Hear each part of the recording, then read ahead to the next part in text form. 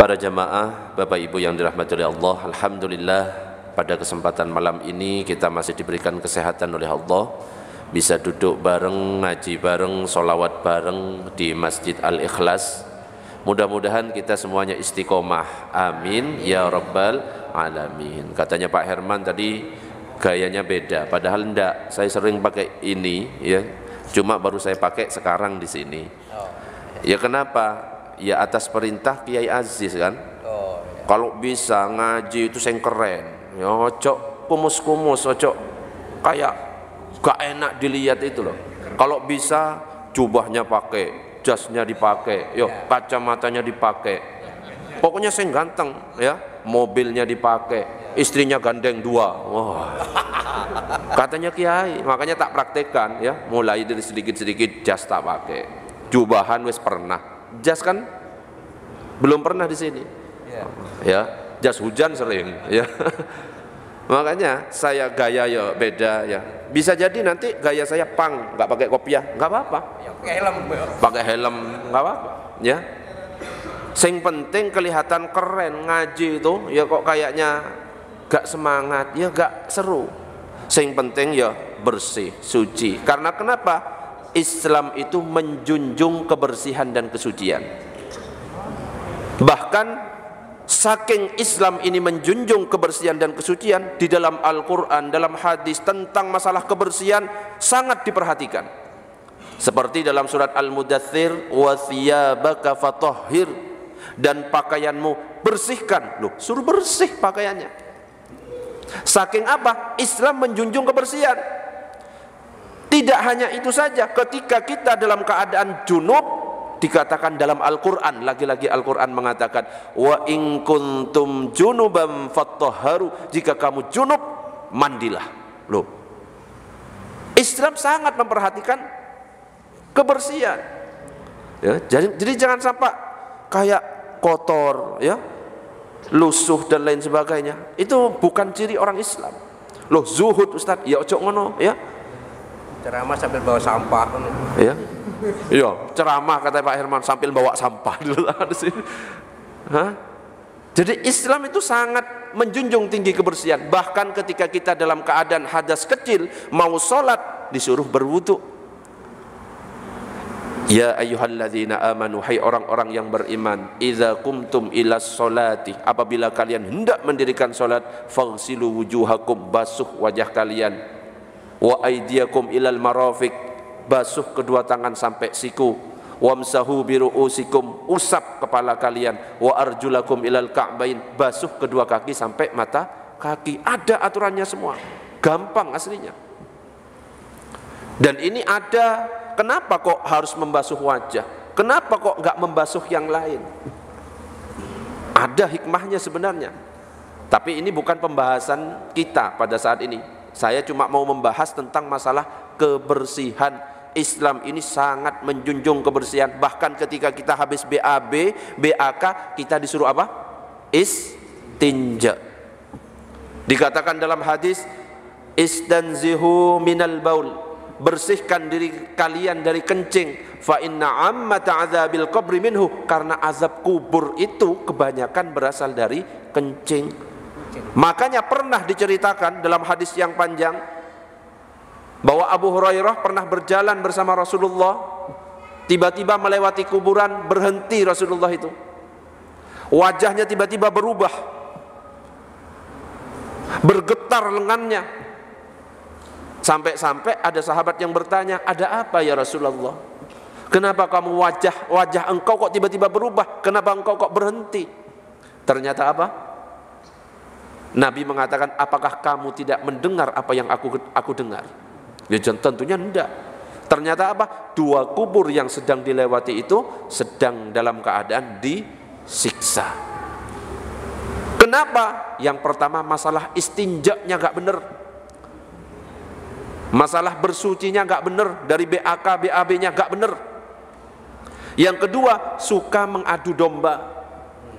Ke Pak Freddy ngomongnya kayak gini, ini Pak Bobi ini ngomong gini Pak Freddy. Ke Pak Bobi manas-manasi, akhirnya berantem. Padahal Pak Bobi dan Pak Freddy bukan domba, diadu. Dua orang ini akhirnya disiksa. Maka akhirnya Nabi memerintahkan ambil pelepah kurma, tancapkan pelepah kurma itu di dua kuburan itu. Selama pelepah kurma ini masih gak kering, gak kering itu, masih seger, maka diharapkan meringankan siksaannya. Loh, kok bisa pelepah kurma itu bisa meringankan siksanya? Sabbahalillahi ma fis samawati wa ma fil ardh. Semua yang ada di langit dan yang ada di bumi semuanya bertasbih kepada Allah. Dengan berkah tasbihnya, termasuk pelepah kurma bertasbih, dengan berkah tasbihnya pelepah kurma diharapkan bisa meringankan siksa kubur. Kalau tasbihnya pelepah kurma saja bisa meringankan siksa kubur, apalagi tasbihnya manusia. Ini dalilnya ketika kita tahlilan, subhanallah wa bihamdihi subhanallahil azim, subhanallah wa bihamdihi subhanallahil azim. Wah, kalau misalkan pelepah kurma saja bisa meringankan siksa kubur, apalagi yang kita baca. Allahumma shalli ala sayyidina Muhammad. Makanya enggak usah ragu, tahlilan ya wis tahlilan. Enggak usah ragu gara-gara ada kelompok yang tiba-tiba menyalahkan tahlilan bid'ah. Wes kuno ya, wes basi. Kayak gitu itu. Allahumma shalli ala sayyidina Muhammad. Bahkan dalam hadis dikatakan tentang kuku saja disuruh bersihkan. Bahkan ada perintah jangan sampai kuku ini dibiarkan lebih 40 hari enggak dibersihkan. Bersihkan kukunya. Bahkan Imam Ghazali, Imam Nawawi ngasih contoh bagaimana cara memotong kuku, urutannya. Ya enggak sembarangan. Kuku langsung dipotong yang mana? Ada urutannya kalau misalkan ingin sesuai dengan sunnah. Contoh misalkan kalau versi Imam Ghazali, coba diangkat semua tangannya. Enggak usah sungkan-sungkan, kita belajar. Angkat semuanya. Tua muda, ayo angkat pokoknya.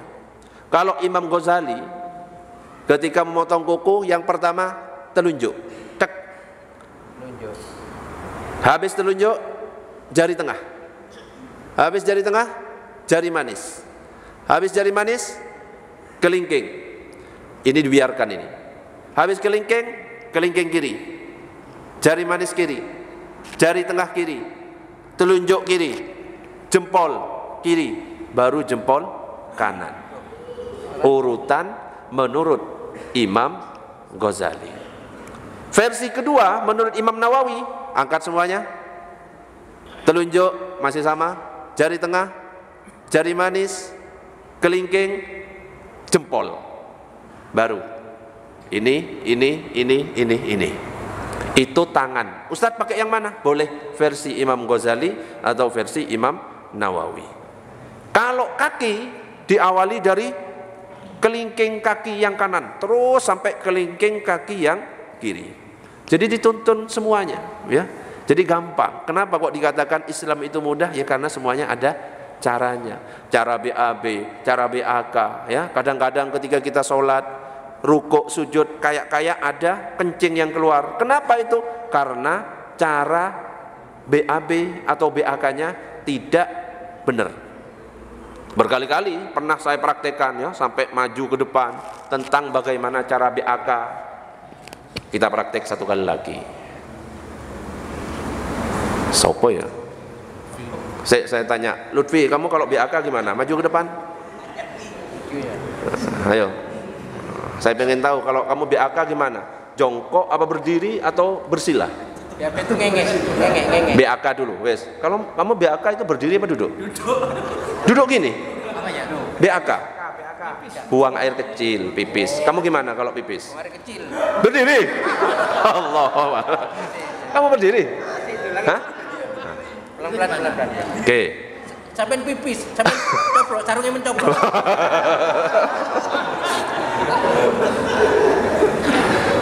Jadi BAK atau BAK anjurannya adalah duduk. Apalagi BAB. Berdiri ya apa BAB? Gak iso. Bisa kita bayangkan BAB sambil berdiri gak iso. BAK anjurannya adalah dengan cara duduk. Ustadz, bagaimana hukumnya kalau ada orang yang BAK sambil berdiri? Makruh. Nabi memang pernah, kalau kita lihat dalam hadis-hadis Nabi pernah. Tapi ada alasannya. mungkin karena tempatnya nggak cukup, mungkin karena Nabi sedang sakit dan lain sebagainya. Tapi kalau kita lihat dalam hadis-hadis lebih banyak Nabi melakukan BAK itu dengan cara duduk. Artinya yang dianjurkan adalah dengan cara duduk. Duduk bukan bersila ya, jongkok ya, maksudnya duduk ya jongkok. Oke, coba praktekkan. Kira-kira menurut bayanganmu jongkok saat pipis itu gimana? Gitu. Itu kuda-kuda pencak silat.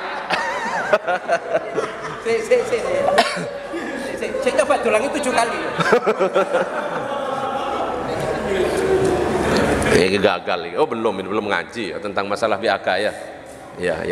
Coba sekarang. Oh ya, yang ulang tahun ya. Saya minta tolong nanti nyanyi. Kok nyanyi? Qasidah ulang tahun untuk Pak Freddy ya. Ulang tahun ya. Coba minta tolong maju ke depan. Kamu nanti tiru ya. Aziz lari. Takut disuruh ini. Mas ngerti. Oke, silakan Iqbal maju Bal. Kamu ngaji kemana-mana. Ya iya, saya ikut ngaji kemana-mana ya Iqbal. Pagi, sore, malam, tengah malam, tahajud, tengah hari. Wes pokoknya Iqbal. Jadi harus ngerti. Kalau masih salah, sana Bal. Kalau masih salah, yo malu gurunya. Oke. Cara duduk yang benar, kaki kanannya agak ke depan, kaki kirinya agak ke bawah, agak di belakang, tapi lututnya agak direndahkan. Nah, seperti ini. Dada didekatkan kepada kaki kanan. Seret. Wes, habis itu pipis. Ini belum selesai. Ketika pipis jangan dikasih makanan. Gak boleh makan. Orang lagi pipis kok dikasih makanan. Yes, dibagi sih. Ini lagi praktek pipis kamu ngasih makanan. Nah, ketika sudah selesai seperti ini, langsung diputar. Gak pakai dijilat kemudian dicelupin, tapi diputar. Yang awalnya kaki kanan di atas, sekarang kaki kiri yang menjadi atas. Nah, ketika diputar seperti ini, perputaran itu nanti pipis akan keluar lagi. Nah, ya. Setelah selesai, baru dehem. Dehem bukan di mulut, tapi di dada. Nah, ini Pak Herman, kayak Pak Herman. Wes keluar ini. Wes keluar. Setelah berdehem untuk laki-laki diurut pakai tangan kiri dari pangkal sampai ujung. Jangan cepet-cepet, pelan-pelan. 1, ya, 2, itu keluar lagi nanti pipis itu.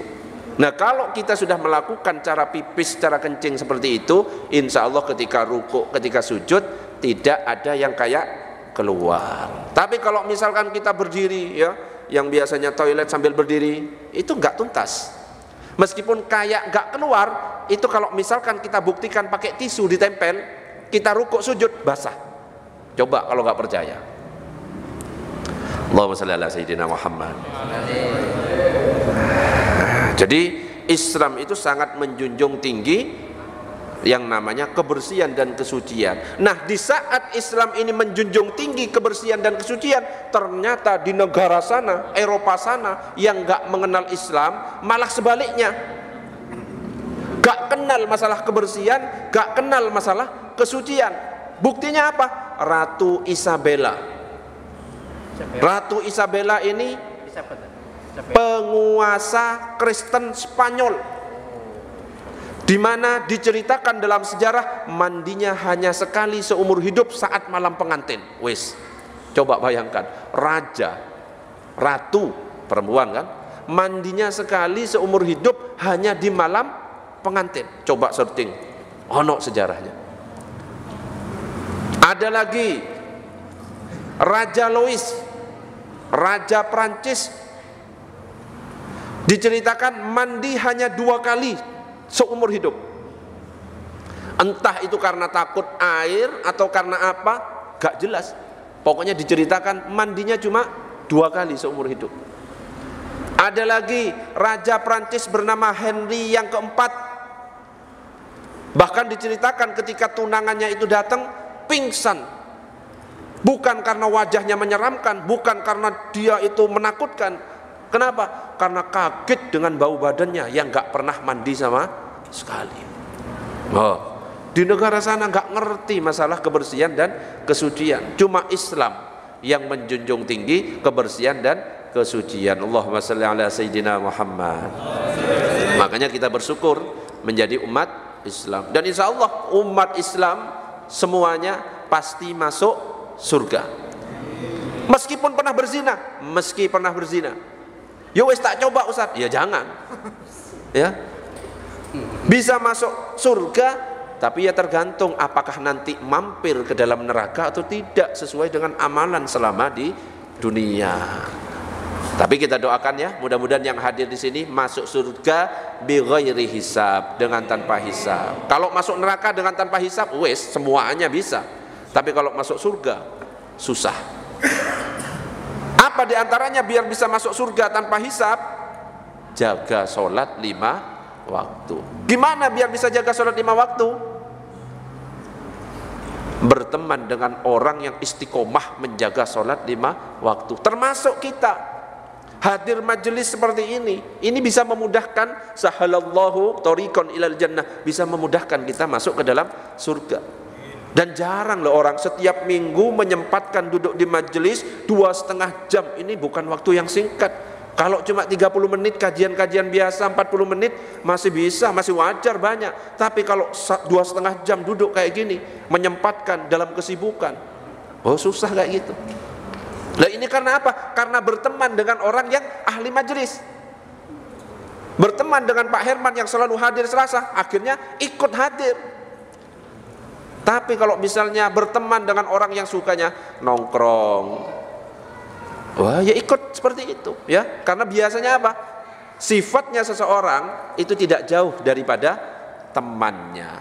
Mudah-mudahan kita semuanya dikumpulkan dengan orang-orang yang soleh. Amin. Amin ya rabbal alamin. Nanti akan bersaksi, setiap orang ini akan bersaksi. Ya Allah, mana ya Allah Lutfi? Kok nggak ada di surga? Rizki nyari. Saya nggak akan masuk surga kalau misalkan Lutfi gak ikut masuk surga, karena saya kangen, bikin ribut terus di grup. Wah, misalnya gitu. Misalnya, akhirnya apa? Dengan berkah dikangeni oleh teman majelis, surga. Ya. Jadi kalau misalkan saya broadcast tak japri, ya jangan risih. Alah, Ustadz mana? Pasti ngajak ngaji. Ya iya. Saya tugasnya ngajak ngaji, bukan memberi hidayah. Hidayah Allah, ya kan? Saya japri. Masalah datang Allah. Kalau ternyata datang, memang Allah menginginkan dia baik. May yuridillahu bihi khairan yufaqihu fiddin. Siapa yang Allah kehendaki menjadi baik akan difahamkan agama. Caranya Allah memahamkan agama gimana? Dimudahkan hadir majelis ilmu. Demikian. Assalamualaikum warahmatullahi wabarakatuh.